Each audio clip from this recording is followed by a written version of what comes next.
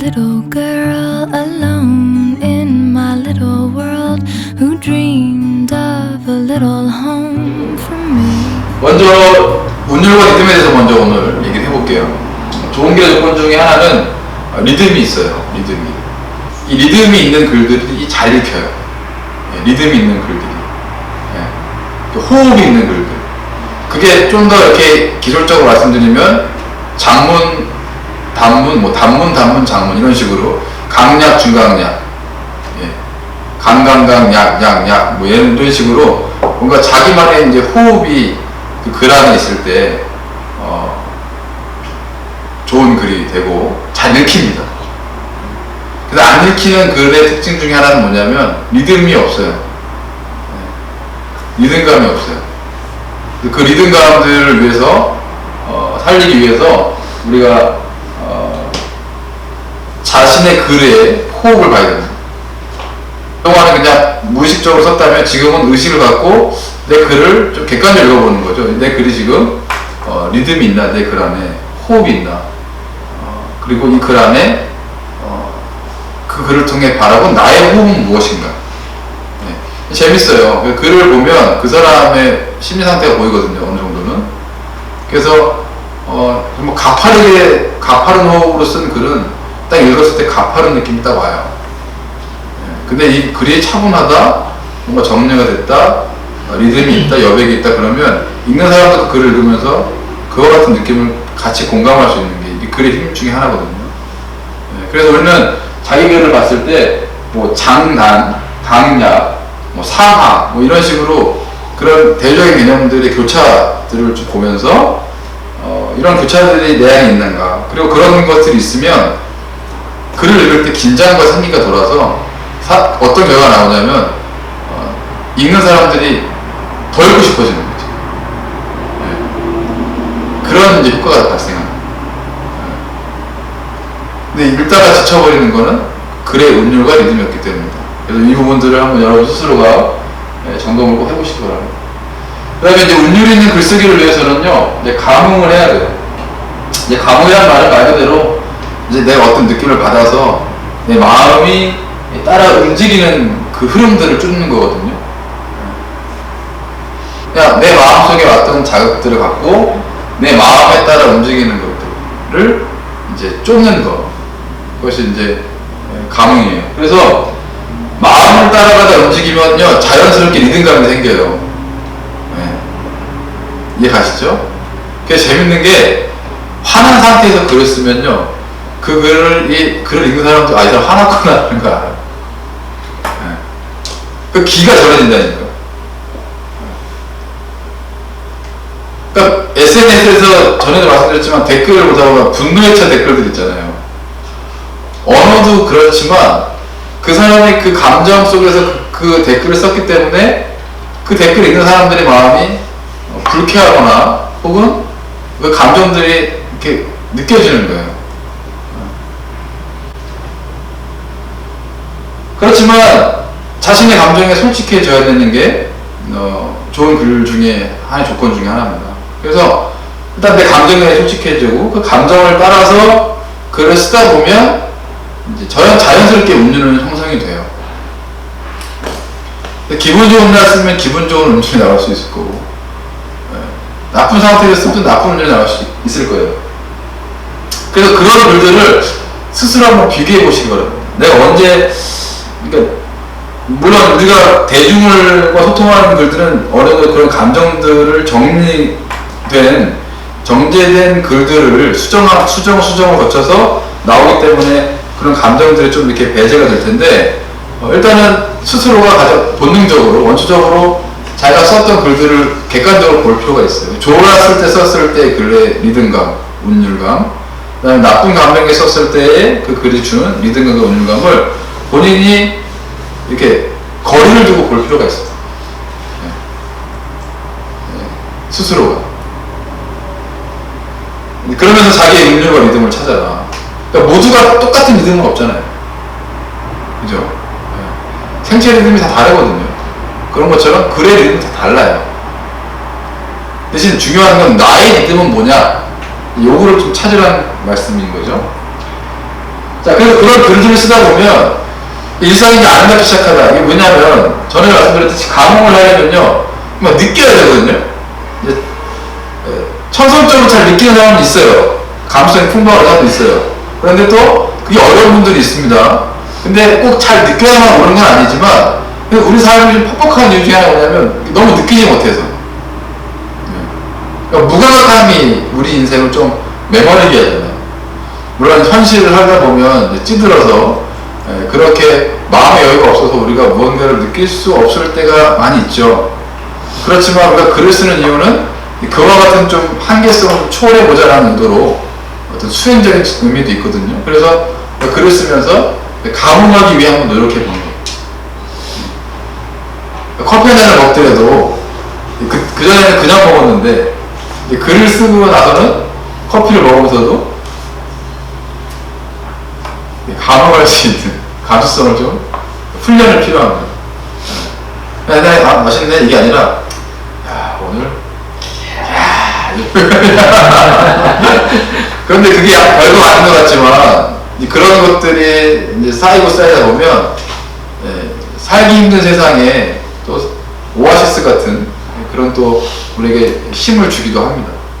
그래서 그런 우리가 좀 향유의 그런 멋이 좀 필요할 시기이기도 하고 우리 마음속에도 그런 의미에서 그런 운율과 감흥의 훈련들을 좀 했으면 좋겠다. 그래서 이제 시인이 되어보자. 운율과 감흥의 글쓰기를 할 때 몇 가지 조건들을 제가 이제 정리해봤습니다. 먼저 시인의 조건은요, 동일한 현상을 바라보지만 낯설게 바라보는 눈이 있어야 되고 또 다르게 볼 수 있는 눈이 있어야 돼요. 어느 책을 보다 보니까 이제 그런 얘기를 하더라고요. 뭐냐면 프리랜서의 조건 중에 두 가지가 필요한데 첫 번째는 신뢰, 두 번째는 그 사람만의 색깔이다. 이제 이렇게 얘기하더라고요. 왜냐면 그러니까 프리랜서로 일할 때는 사람들이 그 사람한테 부탁할 때는 저 사람만이 할 수 있는 언어가 있기 때문에 부탁한다는 거예요. 근데 시인도 마찬가지라는 거죠. 같이 있는데 저 사람은 다르게 봐. 이게 시인입니다. 그러면서 시라는 것은 그런 다름을, 낯설음을 우리에게 주면서 일상 속에서 몸이 건조했던 일상 속에서 우리에게 새로운 무언가의 각성을 일으키는 게 바로 시예요. 근데 그런 글들을 사람들이 원합니다. 그렇잖아요. 뻔한 얘기를 하고 있으면 사람들이 책을 보겠습니까? 안 보죠. 그런데 저 사람이 쓰는 글을 읽고 싶은 이유는 내가 생각하지 못했던 걸 생각하고 있단 말이에요. 근데 같은 걸 보는데 다르게 본단 말이에요. 이제 거기서 오는 그 어떤 매력, 거기에 오는 독특성, 그 사람의 시선과 그 사람의 해석이 당기는 거예요. 그러면 이제 독자층이 형성이 되는 거고, 그 사람들은 계속 소통할 수 있는 기회들이 열리는 거죠. 그런 면에서 우리 끊임없이 글 쓰는 사람들은 끊임없이 무언가를 낯설게 보고 다르게 볼 수 있는 훈련을 해야 됩니다. 그러니까 모두가 예라고 했을 때 그냥 한 번 더 질문할 수 있어야 돼요. 질문을 끊임없이 할 수 있는 훈련이 돼야 됩니다. 일단은 바라봅니다. 일단은 바라봐요. 대상을 바라봅니다. 현상을 바라보고 그 다음에 그 대상을 바라볼 때 내 마음에 일어나는 게 있는데 내 마음에 안 일어나죠. 그죠? 이것은 잘 마음에 안 일어나죠. 감흥이 늘 일어나요. 안 일어나요. 감흥이 잘 일어나는 비결 중에 하나가 뭐냐면 내가 그 대상이 되면 돼요. 자 보세요. 지금 우리가 커피를 마신다는 사건이 되지만 내가 커피가 됐다고 생각해보세요. 자 어떨 것 같아요? 이때부터 이제 막 이 시가 막 나오기 시작하는 거예요. 그동안 커피를 대상화시켰기 때문에 그러니까 시적 감수성이나 언어적 글감이 안 나오는데 내가 커피가 되는 순간 그때부터 이제 글감이 막 나오기 시작합니다. 근데 내가 그 대상이 되기까지가 어려운 거예요. 그 대상이 되기까지. 근데 역으로 그렇게 되다 보면요. 근데 이 부분이 또 이렇게도 연결될 수 있어요. 뭐냐면 내가 시를 쓰기 위해서 저 대상이 되는 훈련을 하다 보면요. 내가 다른 사람을 대하는 마음도 좀 달라지긴 합니다. 근데 그 사람 입장이 되고 있는 거예요. 물론 동일하게 될 수는 없지만 그래도 최소한 그 사람의 입장을 헤아릴 수 있는 마음의 어떤 여유가 생길 수 있다는 거죠. 자, 이런 식으로 이제 스마트폰만 스마트한 어페이요 은페이다. 어페이다. 한입 배워오는 사과 모양의 귀에 대고 당당한 걸음을 하고 있으면 너도 나도 스마트한 사람이 된다. 제5공화국 이후의 세대, 대학 진학률 85%가 넘는 세대의 대학생이라는 글자는 사뭇 달아 보인다. 결국 지식인의 실종 내지는 종말이다. 스마트와 대학생이라는 단어가 이렇게 나뒹구는 세상에 지식인의 종말은 분명한 어페이다. 은페이다. 수많은 단어의 생성, 때론 그 단어의 의미와 가치를 은폐한다. 마치 단어 자체에만 향을 안게끔 하듯. 어페이요 은페이다. 스마트폰만 스마트. 제목 스마트폰. 없으면 편했는데 너는 안 그래. 왼종일 징징대도 없으면 안 돼. 아침에 눈 뜨면 너 먼저 생각나. 네.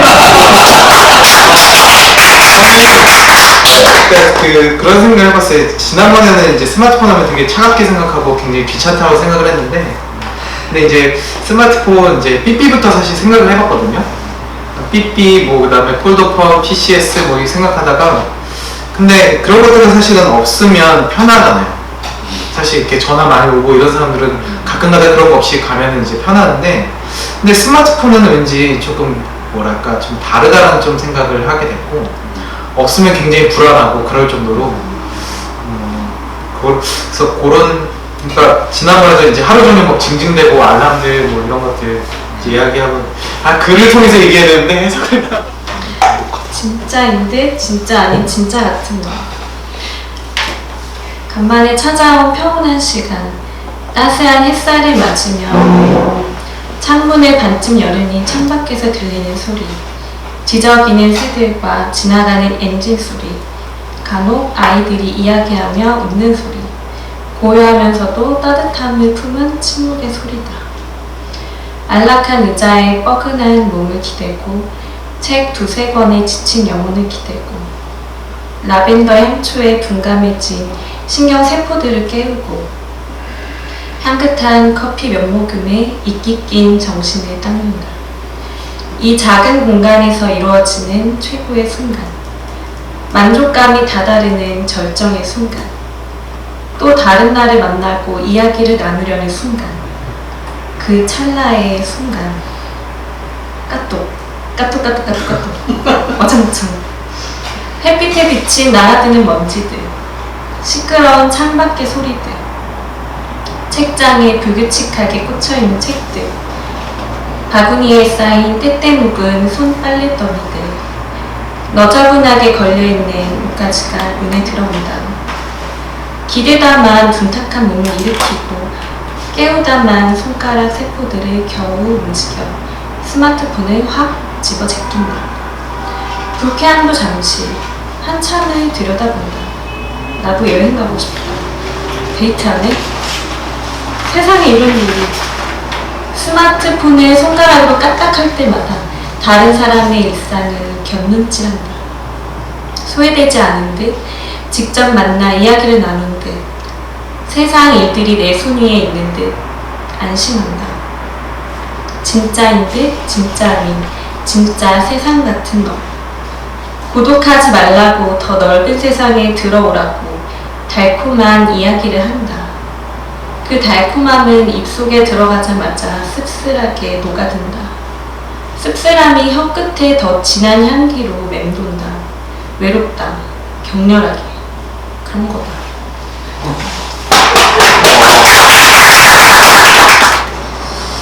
IT 소네트. 잘라내기, 붙여넣기, 캡처, 스크랩, 좋아요, 허가기.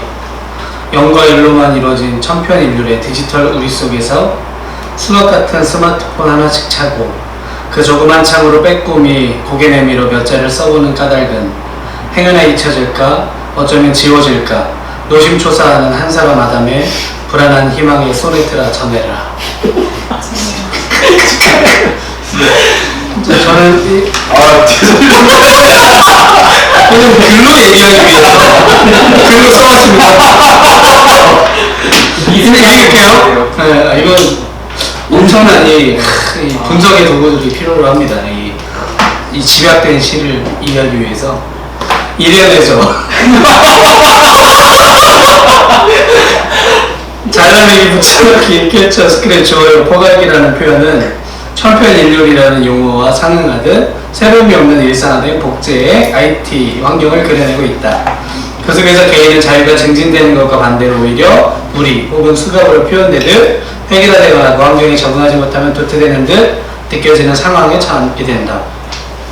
그럼에도 그 환경 안에서 자기의 생각을 적는 행위, 끊임없는 SNS로의 접속 시도는 그 환경 속에서 수많은 데이터 중 하나로 치부되지 않을까, 혹은 만료된 데이터로 지워져 버리지 않을까, 세상의 흐름에 발 맞추지 못해 도태되지 않을까 하는 존재의 불안함을 반증하는 욕망으로 읽혀진다.